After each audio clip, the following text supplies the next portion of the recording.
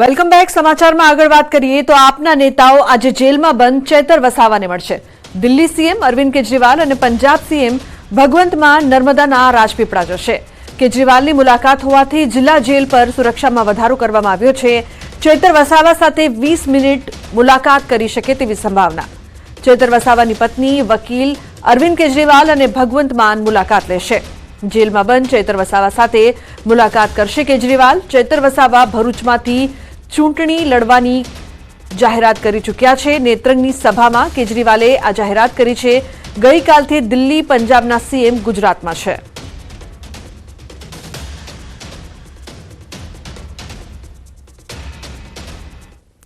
તો ભરૂચ લોકસભા બેઠક પર આપના ચેતર વસાવાની જાહેરાત પર સાંસદ મનસુખ વસાવાએ પ્રતિક્રિયા આપી છે. તેમણે કહ્યું કે કોંગ્રેસ કે આપની જાહેરાતથી ભાજપને કોઈ ફરક નહીં પડે. સાથે જ મહેશ વસાવા અંગે પણ તેમણે પ્રતિક્રિયા આપી કે તેઓ આવે કે ન આવે કોઈ ફરક નહીં પડે.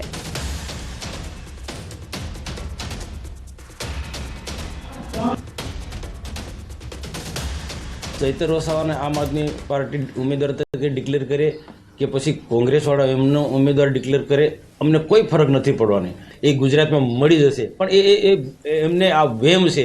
આ ગુજરાત છે. ગુજરાતમાં ક્યારે પણ આવા પ્રાદેશિક પક્ષો કે લોકોને ગેરમાર્ગે દોરનારા કે લોકોને જૂઠું બોલનારા લોકો કે ખોટા પ્રલોભન આપનારા લોકો ક્યારે પણ ફાવ્યા નથી.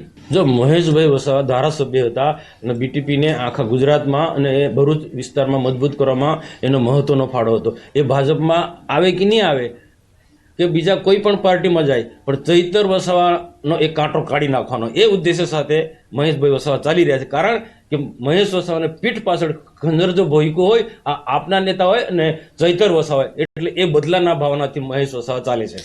મહેશ વસાવા આવે કે નહીં આવે અમને કોઈ ફરક નથી. અમે અમારી તાકાત પરથી તમે આ 6 ટર્મથી જીતતા આવ્યા છે અને આ 7મી ટર્મ એવી રીતના જીતીશું ને લોકોને પરિણામ હશે ખબર પડશે.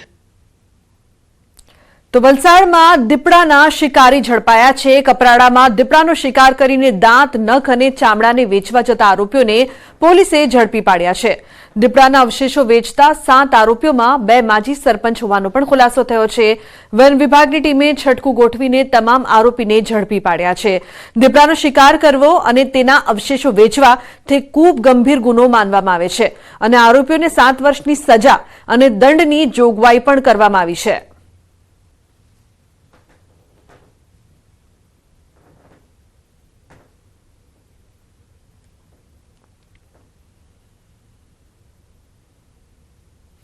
તો વન વિભાગની ટીમે છટકું ગોઠવી રંગે હાથ ઝડપ્યા છે. જે પ્રકારથી શિકાર કરવામાં આવી રહ્યો હતો, આરોપીઓને 7 વર્ષની સજા અને દંડ પણ ફટકારવામાં આવ્યા છે. મહત્વનું છે કે દીપડાનો શિકાર કરનાર શિકારી ઝડપાયા છે.